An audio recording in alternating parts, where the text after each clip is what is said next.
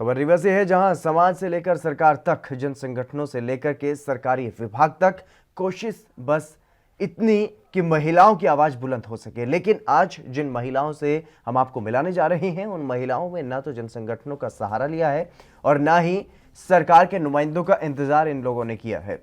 अपनी ही जैसी महिलाओं की आवाज बनने के लिए अपने हाथों से लिख करके अखबार निकाल डाला।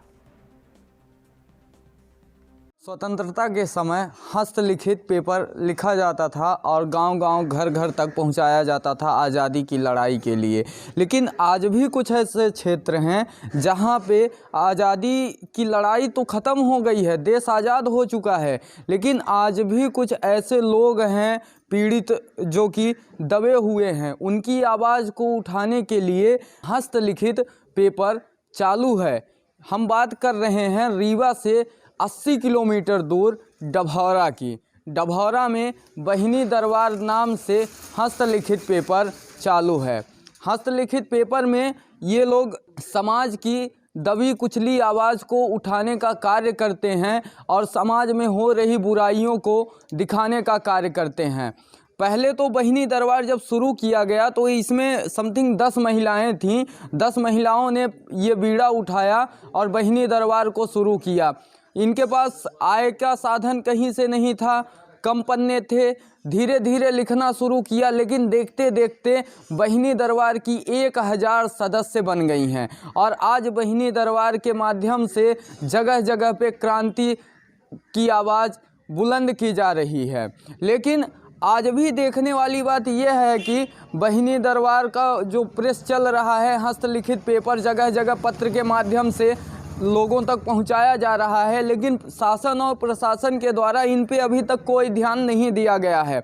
हमारी पूरी टीम, एएनबी की पूरी न्यूज़ टीम यहाँ पे आ चुकी है डभौरा में और ये हमारे पीछे ये बहिनी दरबार का कार्यालय है। यहाँ पे आज हम लोग बात करेंगे कि आखिर बहिनी दरबार क्यों शुरू किया गया और इसके क्या मुख्य मुद्दे रहते हैं। करते हैं बहिनी दरबार के सदस्यों से।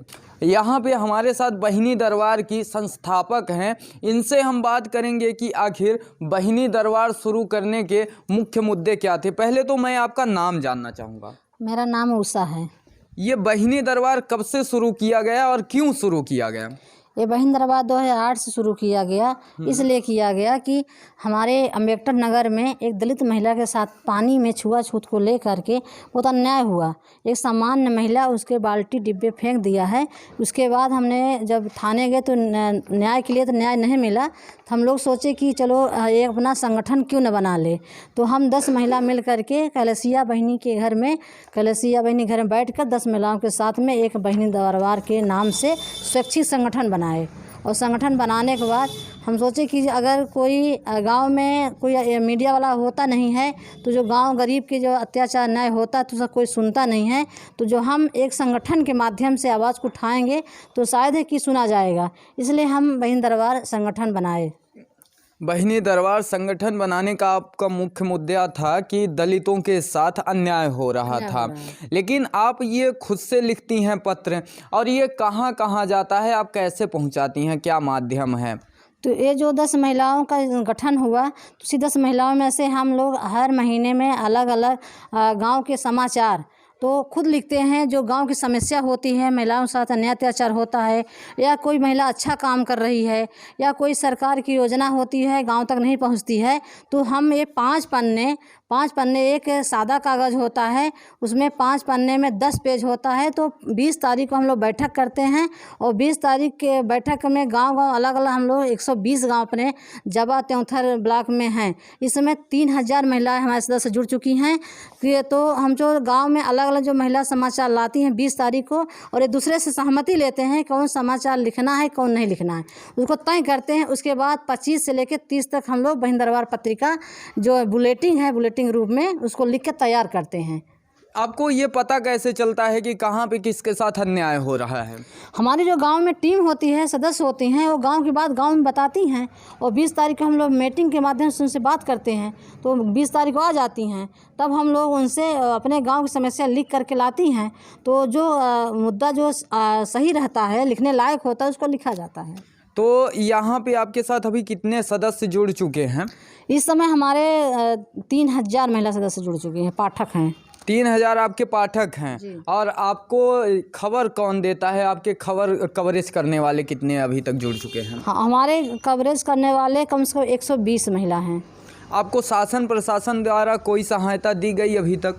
शासन प्रशासन से सहायता तो नहीं मिली है, पर ये मीडिया के माध्यम से और पत्र के माध्यम से सहायता मिलती है। हम लोगों का कार्य जो होता है तो सफलता मिलती है कार्य करने में। कहाँ कहाँ ये आपका हस्तलिखित पेपर जाता है? ये हमारे गांव डभौरा से लेकर ब्लॉक और जिला और राज्य, अलग अलग राज्य में तक जाता है। कितने राज्यों में जाता है? कई 7 राज्यों में जाता है। 7 राज्यों में कौन कौन से राज्य हैं? जैसे MP, उत्तर प्रदेश, उत्तराखंड, झारखंड, महाराष्ट्र और बिहार और असम, अलग अलग, भोपाल। किन माध्यमों से आप भेजते हैं? ये व्हाट्सएप और मेल से जाता है। सोशल मीडिया के माध्यम से आप वहां तक पहुंचा रही हैं अपनी खबरों को। यहाँ पे हमारे साथ एक संवाददाता भी हैं बहिनी दरबार की, जो कि गांव-गांव जाती हैं, महिलाओं की समस्या देखती हैं। मैं सबसे पहले आपका नाम जानना चाहूँगा। मेरा नाम रीता है।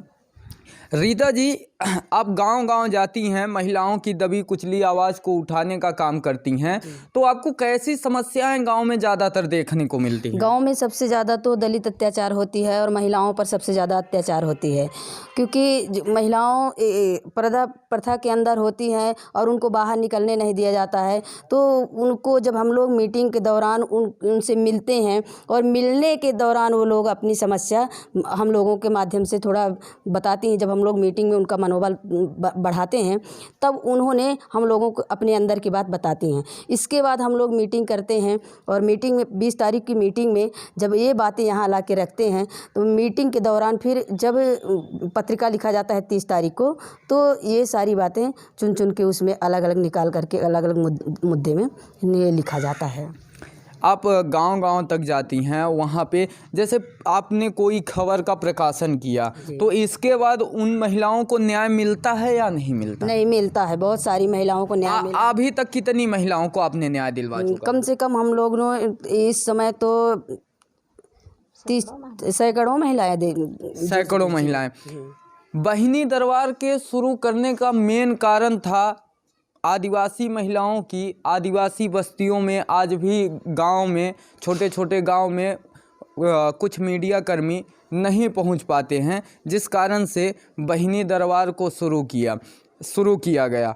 और ये शुरू हुआ और दबी कुचली महिलाओं की आवाज़ को उठाता है और लगातार इनके द्वारा कोशिश की जा रही है। सबसे बड़ी बात ये है कि 10 महिलाओं ने हिम्मत बांधी और आज 3000 महिलाएं इनके साथ जुड़ चुकी हैं, जो कि गांव की छोटी छोटी खबरों को लाती हैं और अपने हाथ से लिखकर जगह जगह तक सभी लोगों तक पहुंचाने का कार्य करती हैं कि शासन प्रशासन देखे और गांव की ओर भी ध्यान दे। इनका मुख्य मुद्दा गांव में आज भी कई ऐसे गांव हैं जहां पे सड़क नहीं बन पाया है। सड़क ना बन पाने के कारण आए दिन आप देखते रहते हैं कि एम्बुलेंस नहीं पहुंच पाती, खाट के द्वारा ले जाया जाता है। तो बहिनी दरबार का मुख्य मुद्दा यही रहता है कि गांवों का विकास हो और दबी कुचली महिलाओं की आवाज़ बुलंद हो। ANB न्यूज़ के साथ संवाददाता विजय तिवारी, रीवा। देश दुनिया की खबरों के लिए ANB न्यूज़ को सब्सक्राइब करें और बेल आइकन दबाएं।